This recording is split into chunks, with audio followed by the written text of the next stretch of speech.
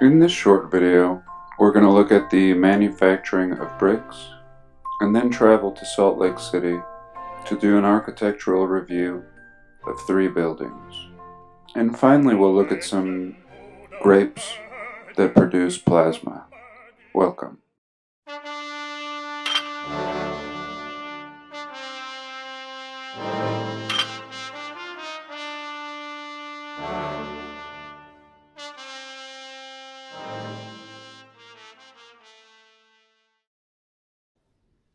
And here I found myself binging out on how bricks are made, watching about 4 or 5 different videos, and it was absolutely fascinating. Something we seldom discuss. When we look across our realm, we see an amazing amount of brickwork, and we usually talk about the impossibility of people building these wonders in this early time period. And yes, one thing for the impossibility of building all of this, but what of the construction of all of these brick factories and machinery? It's no simple task to make bricks, especially the type that will last for hundreds of years. And this, in fact, is an old brick factory in Boston, if I'm correct. And in fact, this brick factory has been around for over 100 years. And so without getting into it too deeply today, I just wanted to stress this fact. Once we can begin to consider these suspicions in our narrative with the building of all of these wonders, we next have to consider the ability to procure all of these bricks. Some buildings requiring over 5 million bricks just for one building. And what can be said about not only building these factories, but procuring the right materials. Again, brick exists in every city and small town to be found. And to imagine hauling around these materials via horse and wagon, blending them by hand, and somehow baking them, in which now requires massive ovens the size of buildings, is something that I think deserves a lot more attention, and that I look forward to digging into some more. And this little segment may be a little boring. I decided to not put my opinion in any of this narrative, share it as it's presented, and instead took some nice drone footage at these 3 specific architectural sites. I hope you enjoy. The Salt Lake City and County Building is the seat of government for Salt Lake City, Utah. The historic landmark formerly housed offices for Salt Lake County government as well, hence the name. The building was originally constructed by Freemasons between 1891 and 1894. Construction of the building was riddled with controversy. The city and county building was the symbol of non-Mormon citizens, open defiance of the Church of Jesus Christ of Latter-day Saints. It was designed to rival the Salt Lake Temple as the city's architectural centerpiece.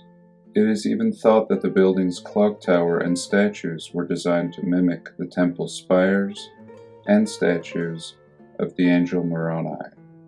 Ironically, the building was originally the 1880s brainchild of the church-backed People's Party. The mostly non-Mormon city council questioned the building's plans, which had been completed during the People's Party reign, and wavered on how to proceed. The Deseret News complained that the liberals were wasting taxpayer money. Ultimately, the original plans and site for the building were scrapped, and the whole project was moved to the building's current location. Nonetheless, construction on the new plans began by late 1891. The cornerstone was laid July 25, 1892. Mormon President Woodruff reported his attendance at the building's dedication on December 28, 1894. The architectural firm of Monheim, Bird, and Proudfoot designed the Richardsonian Romanesque building Their firm won a building design contest against 14 other submissions. The building went massively over budget, estimated by the firm at $350,000. But by the building's dedication, in 1894, it had cost nearly $900,000. Complicating matters was the Panic of 1893. As a result of this, the plans for a large stained glass window for the building were discarded. Although now used exclusively by the Salt Lake City government, the building originally served many functions. The building also served as Utah's capital from when statehood was granted in 1896 until the present-day state capital was completed in 1915. The building also housed Salt Lake's first public library and contained courtrooms. Salt Lake City and County Building's central clock tower is topped with a statue of Columbia and rises 256 feet from the ground.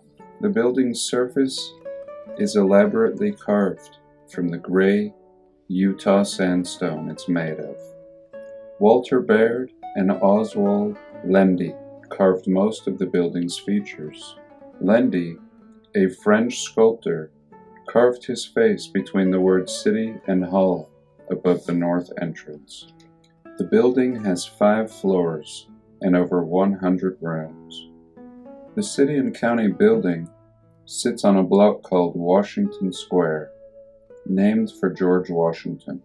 The block is the site of the original 1847 Mormon Pioneers camp in Salt Lake City. Like other blocks in Salt Lake City's original grid, Washington Square is 10 acres. The Salt Lake City and County building alone, in the center of the block, takes up very little space. Trees, walkways, and statues surround the building, making Washington Square like a small park. And next I went to the Cathedral of the Madeleine. The Cathedral of the Madeleine is a Roman Catholic church in Salt Lake City, Utah. It was completed in 1909 and currently serves as the Cathedral or Mother Church in Salt Lake City. It is the only cathedral in the U.S. under the patronage of St. Mary Magdalene. The cathedral was built under the direction of Lawrence Scanlon, the first bishop of Salt Lake City, who dedicated it to St. Mary Magdalene. It was designed by architects Carl Neuhausen and Bernard Mecklenburg. The exterior is a neo-Romanesque design, while the inside displays more neo-Gothic details. Construction began in 1900 and was completed in 1909. The interior of the cathedral was created under the direction of Joseph Glass, the second bishop of Salt Lake. The colorful murals and polychrome were added at this time, as were the ornate shrines. In the 1970s, the exterior of the building was restored, and between 91 and 93, the interior of the cathedral was renovated and also restored. This included not only the removal of dust and dirt and restoration of the interior, but also changes to elements of the cathedral to bring it into conformity with certain widespread changes and practices that developed after the Second Vatican Council. This included constructing a new altar, moving the cathedra, creating a separate chapel for the Blessed Sacrament, and adding an ample baptismal font. The Blessed Sacrament Chapel also contains the tomb of Bishop Scanlon. Resting atop the tomb is a case containing a small relic of St. Mary Magdalene. The cathedral in Salt Lake City and the Basilica of St. Maximin in France are the only cathedrals in the world holding first-class relics of the saint. and are named in her honor. The cathedral is home to the only co-ed Catholic choir school in the United States, the Magdalene Choir School, established in 1996. And finally, I went to the state capitol. I am still learning to fly, and although I wanted to get closer, I didn't risk it this first time. The Utah State Capitol is the house of government for the U.S. state of Utah. The neoclassical revival, Corinthian-style building was designed by architect Richard Cletting and built between 1912 and 1916. The building was added to the National Register of Historic Places in 1978. Mormon pioneers led by Brigham Young appealed to the United States Congress for statehood in 1849, asking to become the state of Desiree. Their proposal was denied, but they received some recognition in 1850, when the U.S. government created the Territory of Utah as part of the Compromise of 1850. One of the first official acts was the assembly to designate a capital city for the territory. Originally, this was set to be the town of Fillmore in Millard County, Utah, 150 miles south of Salt Lake City. Its centralized location in the middle of the desert made it seem an ideal place for Utah's capital city. They erected the Utah Territorial State House, but only the south wing was completed. In 1855, they decided to relocate the capital to Salt Lake City, and in 1856, Salt Lake City was designated Utah's capital. After funding was secured, the commission began the design process for the current building and grounds. As options for the site on Capitol Hill were researched, several members of various committees expressed concerns with the proposed site, due mainly to the cost of grading the steep hillside. In the end, it was decided to construct on the original 20 acres, a site known as Capitol Hill. The commission decided to hold a design competition, a practice common for many public buildings in that era. A program for the competition was created with design requirements such as square footage, number of floors, and to keep the cost under $2 million, today equivalent to $40 million. In the end, those submitted by Richard Cletting and Young and Sons, both of Salt Lake City, were the winners of the contest. After his appointment as Capitol architect, Cletting traveled to several capitals in the eastern United States, including the Kentucky State Capitol, which influenced his final designs. After Cletting produced more detailed plans, they were made available to contractors interested in bidding to work on the Capitol. James Stewart and Company received the contract as general contractor, and P.J. Morgan was awarded the contract for excavation and grading the site. And the Capitol's groundbreaking ceremony took place December 26, 1912, in the winter. A large amount of soil had to be excavated from the hillside, as the eastern side of the site was as high as the building's planned fourth story.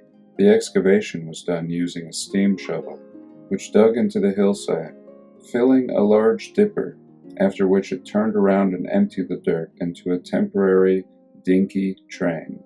The small train then carried the soil to a nearby canyon creek, where it was dumped. After grading and excavation, work on the foundation started. The Capitol was to be built of stone, with a concrete and steel superstructure. By spring of 1913, the foundation and basement walls were in place, and the steel columns and wooden frames for the concrete were being installed, unhindered by winter. By the end of the 1914 summer, the basement, second floor, and exterior walls were nearing completion. The columns were being installed, and work progressed on the dome, including covering it in Utah copper. Finally, by February of 1915, the session was moved into the new Capitol. Even though the legislature was meeting in the Capitol, it took more than a year to finish the remainder of the building sufficiently for the executive and judicial officers to occupy the building. After work was finished, the Capitol was publicly dedicated on October 9th of 1916. The original construction cost was over $2.5 million, equivalent to $45 million in 2019. The Capitol was listed on the National Register of Historic Places in 1978. The building is 404 feet long, 240 feet wide, and the dome is 250 feet high. The exterior is constructed of Utah granite, quartz, monzonite, mined in nearby Little Cottonwood Canyon.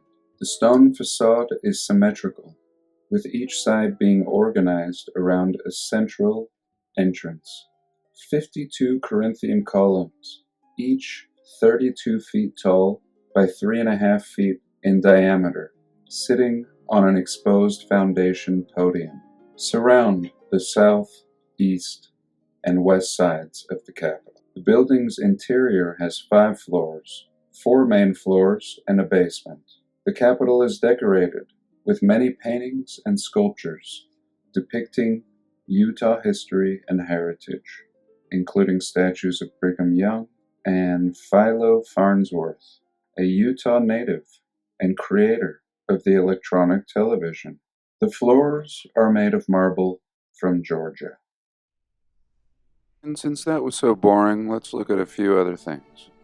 And here I wanted to show a little plasma experiment that might correlate with our realm and how things actually work. As always, I don't know, but I think that is the platform for true understanding. If we profess to know everything, as taught in mainstream academia, we will most likely discover nothing new and limit the possibility of deepening our knowledge. And here's a random video of a simple experiment done about 8 years ago, where this channel threw some grapes in a microwave. And what we can see is that the grapes began to form plasma. And this was greatest when the grapes were touching. And since then, this channel, along with others, have produced an excellent explanation to how this occurs. And naturally it brought me right back to our realm.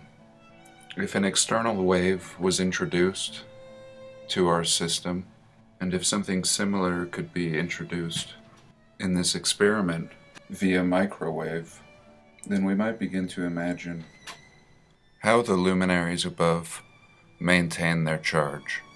And these, of course, are just some grapes. But what if they were engineered for a specific purpose, such as this? And here they did the same experiment with tiny polymer beads that soak up water. And what are the 4 pillars that the Bible says our realm rests on? Are these simply magnetic fields placed in position to direct the flow to behave in the way that it does, as we can observe? And I'll leave the link to this video for you. I think it's an interesting study that shows the great power of this realm. A clear example of as above, so below. And I hope that didn't suck too much. I thank you all for joining me today, and do have a blessed day. Please like, comment, and subscribe.